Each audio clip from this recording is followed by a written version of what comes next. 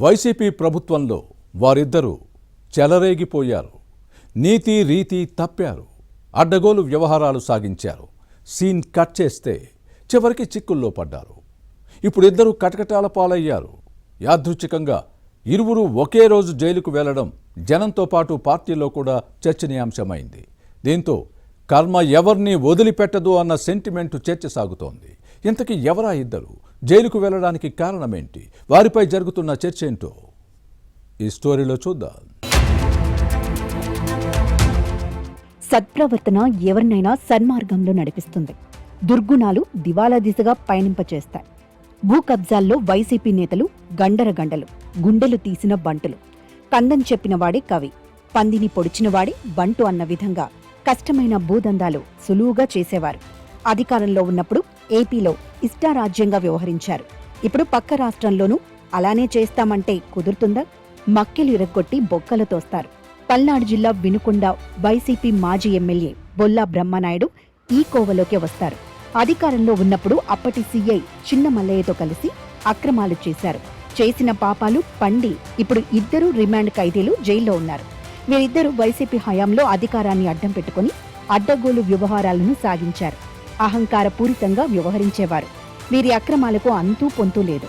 ఎదిరించేవారు లేకపోతే బెదిరించేవారిదే రాజ్యం అన్నట్టుగా వ్యవహారం సాగింది. అమాయకులపై తప్పుడు కేసులు పెట్టించి వేధించారనే విమర్శలు లేకపోలేదు. ఎవరికైనా ఒకరోజు వస్తుందంటారు. ఇప్పుడు బొల్లా బ్రహ్మనాయుడు చిన్న మల్లయ్య వంతు వచ్చింది. ఇక బొల్లా బ్రహ్మనాయుడు నోటి దురుసుకో బ్రాండ్ అంబాసిడర్ అనే పేరు ఉంది. చేసిన తప్పులను మీడియా ఎత్తి చూపితే జర్నలిస్టులను బూతులు తిట్టి బెదిరించేవారు. అమాయకుల భూములు కబ్జా చేశారనే ఆరోపణలు వెల్లువెత్తాయి. మరో అడుగు ముందుకేసి పంటలకు గిట్టుబాటు ధర కల్పించమని అడిగిన సొంత పార్టీ నేతని ప్రజల సమక్షంలో చెప్పుతో కొట్టబోయిన ఘన చరిత్ర బ్రహ్మనాయుడిదే. తిరిగి అదే రైతును అరెస్ట్ చేసి జైలుకు పంపించి దుర్మార్గపు పనులు చేశారన్న విమర్శలు మూటకట్టుకున్నారు. బొల్ల బ్రహ్మనాయుడు ఎమ్మెల్యేగా ఉన్నప్పుడు వినుకొండ సీఐగా చిన్న మల్లయ్య పనిచేశారు. ఎమ్మెల్యేని విమర్శించే వారితో పాటు వార్తలు రాసిన జర్నలిస్టులను స్టేషన్కి పిలిచి వార్నింగ్ ఇచ్చి బ్రహ్మనాయుడు దగ్గర స్వామి భక్తిని చాటుకునేవారు. అప్పటి ఎమ్మెల్యే కళ్లల్లో ఆనందం చూడటమే తన విధి అన్నట్టుగా పనిచేసేవారు.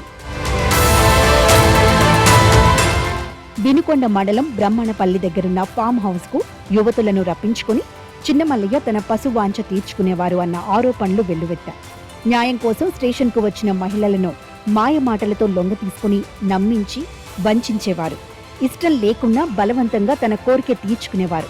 బ్రహ్మనాయుడు చిన్నమల్లయ్య కలిసి దుర్మార్గాలు దురాఘాతాలు చేశారన్న ఫిర్యాదులు ఉన్నాయి. గత ఎన్నికలలో వైసీపీ ఓటమి తర్వాత వీరి పాపాల పుట్టలు పగులుతున్నాయి. అధికారాన్ని అడ్డం పెట్టుకుని వినుకొండలో కబ్జాలు చేశారన్న ఆరోపణలు ఉన్నాయి. హైదరాబాద్ శివారు గండిపేటలో నకిలీ పత్రాలు సృష్టించి ప్రభుత్వ భూమిని కాజేసే ప్రయత్నం చేసిన కేసులో బ్రహ్మనాయుడు అరెస్ట్ అయ్యారు. దీంతో బ్రహ్మనాయుడు కారణంగా వినుకొండ పరువు హైదరాబాద్ మూసీ నదిలో కలిసింది.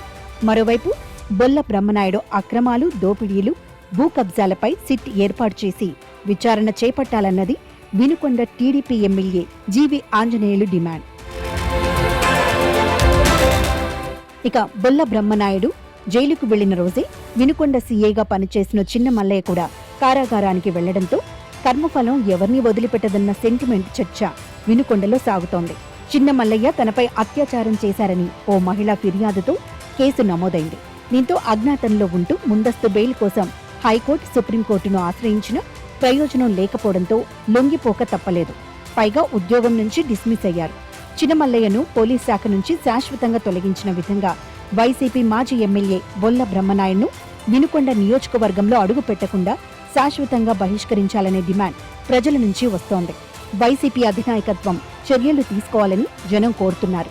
పార్టీ నుంచి బహిష్కరించాలనే డిమాండ్ వస్తోన్న వైసీపీ అధ్యక్షుడు జగన్ మాత్రం బ్రహ్మనాయుడు కుటుంబానికి పార్టీ అండగా ఉంటుందని, లీగల్ సెల్ ద్వారా న్యాయ సహాయం అందిస్తామని ఈ మాజీ ఎమ్మెల్యే తనయుడికి అభయమిచ్చారు.